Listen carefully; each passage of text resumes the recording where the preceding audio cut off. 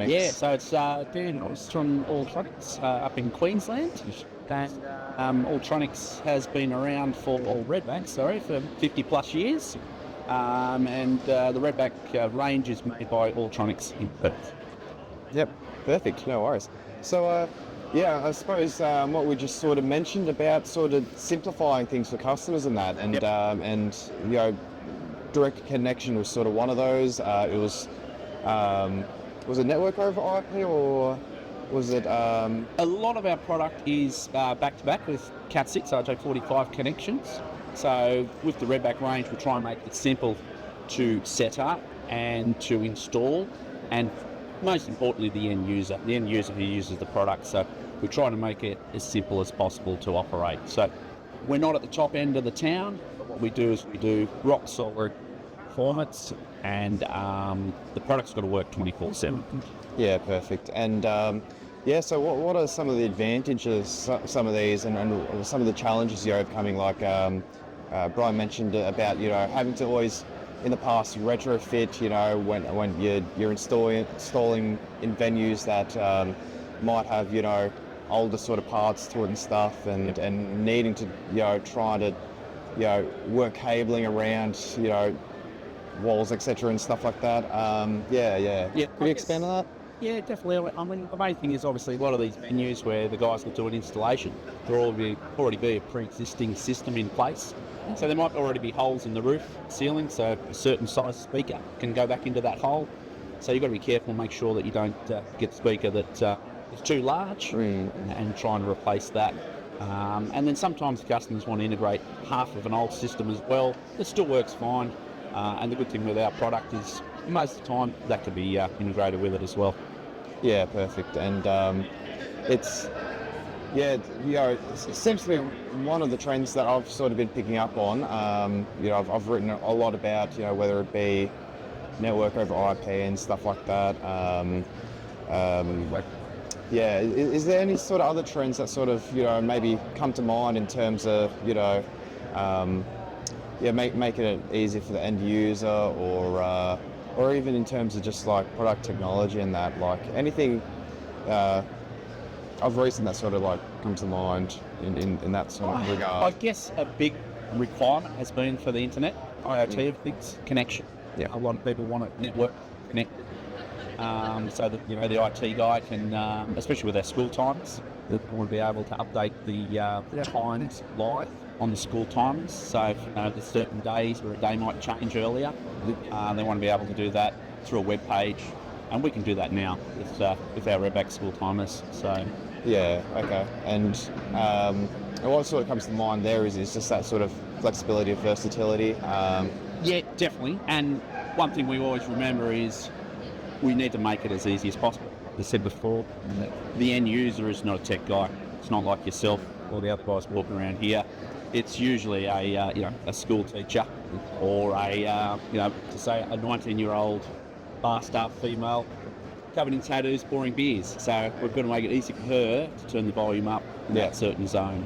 So we kind of stick to that simple mindset of the end user.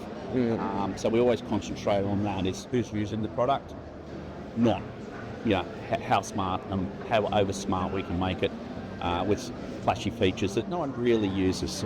Yeah.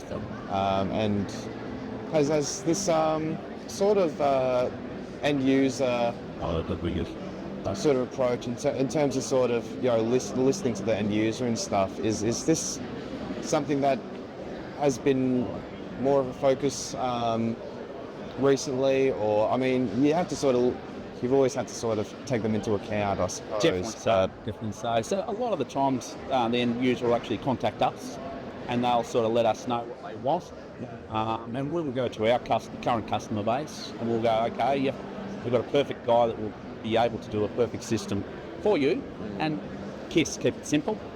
And so they'll come in and talk to that client what they want, and give them an idea, and pick a VA system, to make it work. Yeah, great. Okay, just to, I guess, close up, like, is there anything that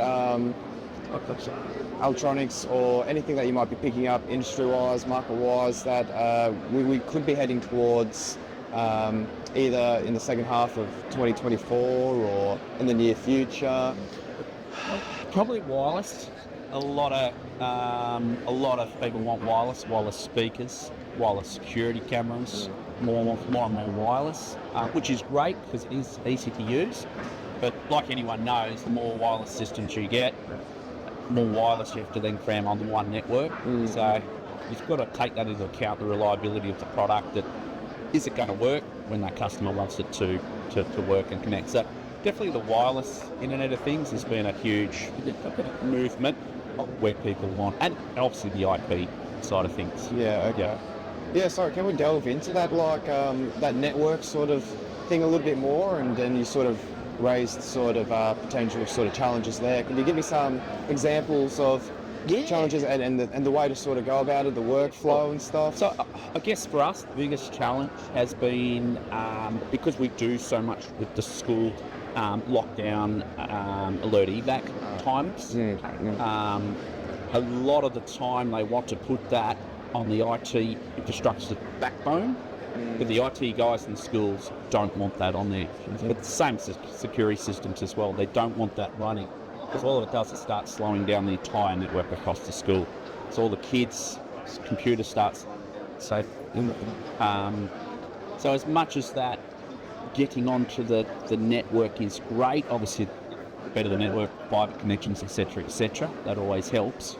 That has been a pretty big challenge because a lot of the time, a lot of your latency points and so forth, you might have audio IP.